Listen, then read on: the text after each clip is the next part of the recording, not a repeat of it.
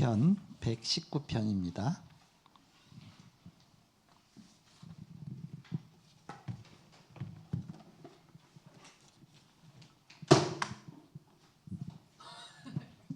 시편 119편 145절에서 152절까지.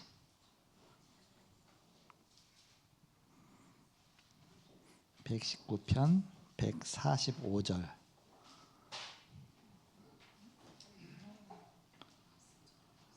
한 절씩 교독하겠습니다. 145절 제가 읽습니다. 여호와여, 내가 전심으로 부르짖었사오니 내게 응답하소서. 내가 주의 교훈들을 지키리이다. 내가 주께 부르짖었사오니 나를 구원하소서. 내가 주의 증거들을 지키리이다. 내가 주께 부르짖었사오니 나를 구원하소서. 내가 주의 증거들을 지키리이다. 내가 날이 밝기 전에 부르짖으며 주의 말씀을 바라싸우며 주의 말씀을 조용히 읊조리려고 내가 새벽녘에 눈을 떴나이다. 주의 인자심을 따라 내 소리를 들으소서. 여호와여, 주의 규례들을 따라 나를 살리소서. 악을 따르는 자들이 가까이 왔사오니 그들은 주의 법에서 머니이다. 여호와여, 주께서 가까이 계시오니 주의 모든 계명들은 진리니이다. 같이 읽습니다. 내가 전부터 주의 증거들을 알고 있었으므로 주께서 영원히 세우신 것인 줄을 알았나이다. 아멘. 145절에 보니까 내가 전심으로 부르짖었사오니 내게 응답하소서, 기도했다, 그 얘기죠. 그러면서 146절에 보니까 내가 주께 부르짖었사오니 나를 구원하소서. 내가 주의 증거들을 지키리이다. 그리고 교훈들을 지키리이다. 주의 말씀을 붙잡고. 148절에 보니까 주의 말씀을 조용히 읊조리려고 내가 새벽녘에 눈을 떴나이다. 말씀을 통한 기도입니다. 제목이 말씀을 통한 기도.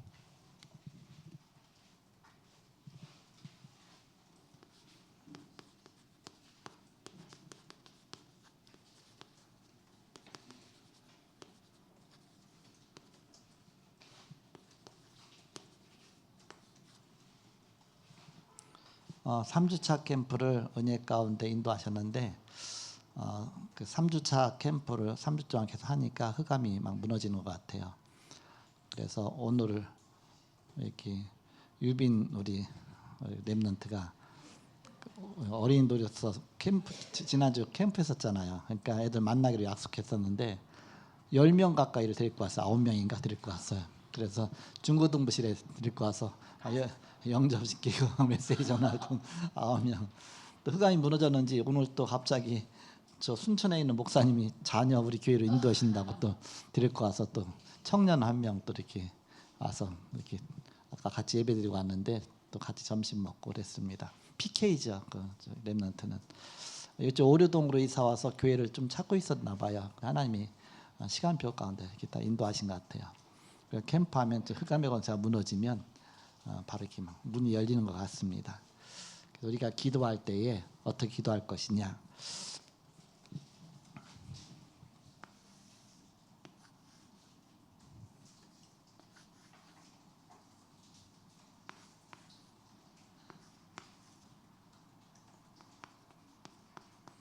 말씀과 기도가 균형 있게. 말씀 없이 기도만 하면 신비주의로 빠지기가 쉽습니다. 또 기도 없이 말씀만 하면 사람들은 굉장히 뭔가 이렇게 율법주의로 빠지기가 쉽습니다. 두 가지가 같이, 말씀과 기도가 같이 병행해야 이것이 바로 능력 있는 기도가 된다. 능력.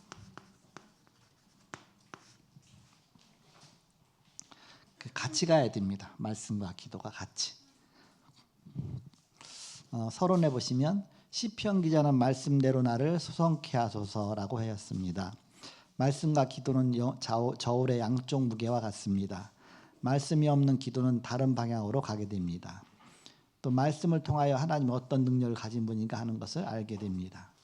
만약 초대교회가 마가다락방의 집에서 주님의 약속을 받지 않고 기도했다면 그러한 상황에서 끝까지 기도할 수 없었을 것이며 성령 세례를 받지 못했을 것입니다. 요한복음 15장 7절에 너희가 내 안에 거하고 내 말이 너희 안에 거하면 무엇이든지 원하는 대로 구하라 그리하면 이루리라고 하였습니다. 즉 말씀대로 구하면 된다는 말입니다. 능력 없이는 일을 할 수가 없습니다.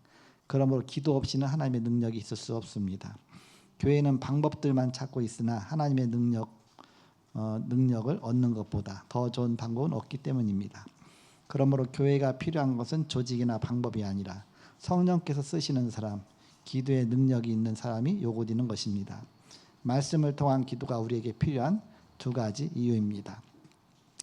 기도원에 가서 주여 주여 하면서 이렇게 막 기도하잖아. 이렇게 말씀 없이 막 기도만 하죠. 그러다 신비주의로 빠지게 되죠. 이렇게 또 그냥 기도 없이 말씀만 하다 보면 교회가 굉장히 메마르죠. 이렇게 메마르. 또 잘못하면 막 율법주의로 빠지게 되고 그렇게 됐죠. 하나님의 능력이 나타날 수가 없습니다. 그래서 우리는 능력 있는 그런 말씀과 기도에 축복 누려야 된다. 첫 번째, 하나님이 주시는 방향을 찾지 않고는 우리의 문제는 풀리지 않기 때문입니다.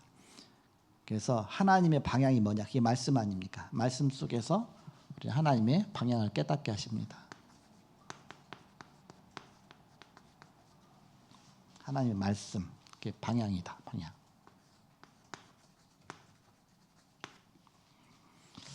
예수님보다 바쁜 사람은 없습니다. 예수님도 틈을 내어서 기도하셨습니다.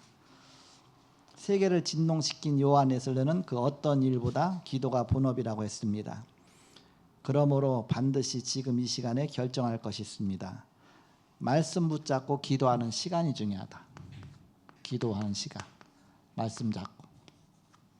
말씀 없이 기도하면 이제 헛된 방향으로 가기 쉽고요. 그리고 장소입니다. 시간과 장소를 정해놓은 것을 갖다 뭐라고 말합니까? 갖다가 정식기도라 그랬죠. 그래서 우리가 함께 묵상할 수 있는, 함께 위드, 서로 함께 묵상할 수 있으면 좋으나 가능하면 혼자서도 개인기도 말씀을 받는 것은 필수적입니다. 그래서 이게 시간 정해놓고 장소 정해놓고 기도 정해놓고 함께 하면 그것이 정식기도가 되는 것입니다. 정식기도는 반드시 언약 붙잡고 기도하는 것이다. 말씀 붙잡고 기도하는 것입니다. 이때 우리는 영적으로 전쟁터에 나가는 군인입니다.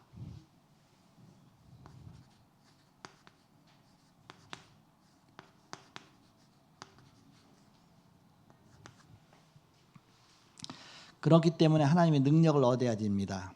왜냐하면 우리의 적은 사단입니다. 사단은 끊임없이 우리를 공격해 오지요. 사단의 능력은 아담을 넘어뜨렸습니다. 창세기 3장 사건이죠. 그리고 사단의 능력은 베드로전서 5장 8절 우는 사자와 같이 그랬습니다. 우는 사자와 같이 삼킬자를 찾으러 두루 다닌다 그랬죠.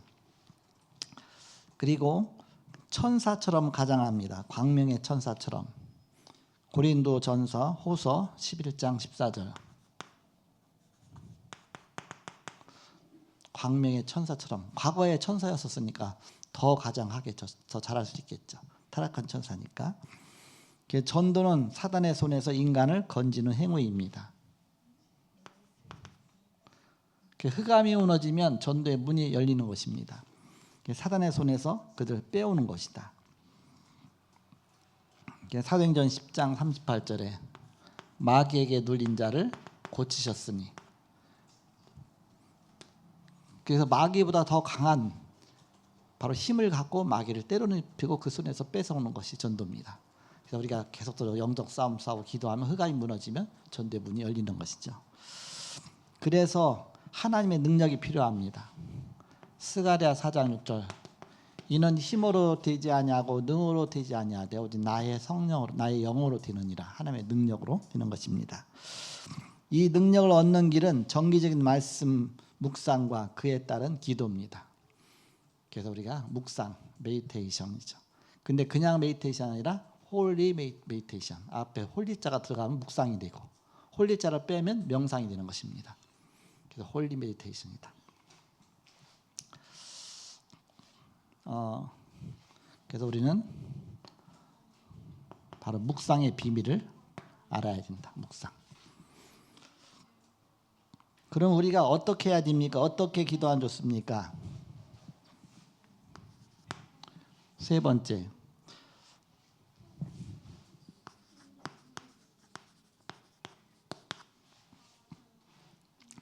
먼저 언제 기도하는 것이 능력을 체험할 수 있습니까? 예수님은 마가복음 1장 35절에 새벽 미명에 아직 어두울 때에 한적한 곳에서 기도하셨다고 하셨습니다. 그리고 다윗은 시편 5편 3절에 보니까 아침에 주께서 나의 기도를 들으시리이다 그랬죠. 아침에 기도했다. 그 사도행전 3장 1절에 보니까 제9시 기도 시간에 시간 정해놓고 정시기도죠. 그래서 바로 우리는 어떻게 언제 기도하는 것이 좋냐? 새벽 조용할 때 집중할 수 있는 시간에 아침 시간에 주님을 바라보고 또 이제는 시간 정해놓고 정시기도하고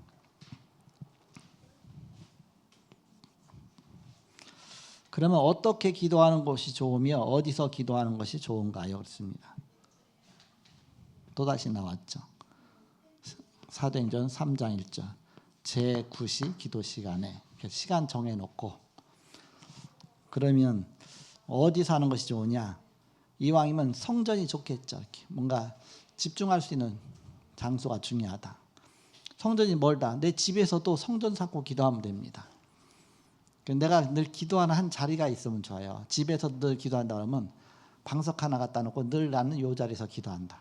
아니면 난 늘 이 의자에 앉으면 나도 모르게 마음이 차분해지고 기도가 된다. 내 기도 처소가 딱 있으면 좋죠. 이렇게. 그래서 기도의 장소를 정하라. 그리고 시간. 그래서 나중에는 어느 정도 되면 24기도가 되어지면 되는데 그게 안 된가 하면서 24기도가 잘 안 되거든요. 그래서 먼저 우리는 체질부터 만들어 나가는 것입니다. 하나님이 반드시 응답하는 기도는 어떤 기도인가요? 그렇습니다.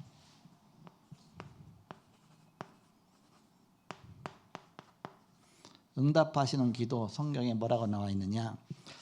요한일서 5장 14절에 그를 향하여 가진 바 우리의 담대한 것이 이것이니 그의 뜻대로 무엇을 구하면 들으심이라. 그의 뜻대로 구하라. 그 뜻을 붙잡고 기도하라. 주님의 뜻이 무엇입니까? 질문하면서 기도하라.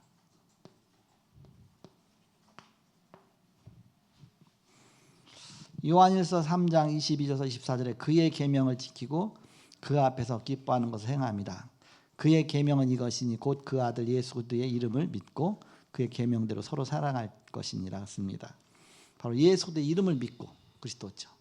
그러면서 바로 그의 계명을 붙잡고 서로 사랑할 것이니라 그렇습니다.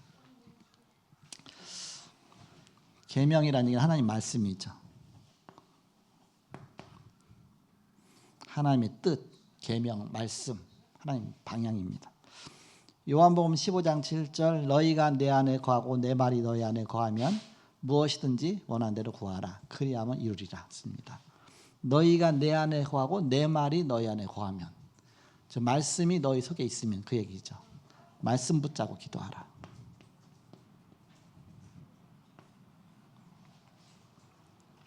마태복음 18장 18절에서 20절에 보니까 두세 사람이 합심하여 무엇이든지 내게 구하면 내가 이루리라. 둘이 합심했다면 기도 제목이 통했다는 얘기잖아요. 바로 기도 제목을 정해놓고 합심해서 기도하라. 합심.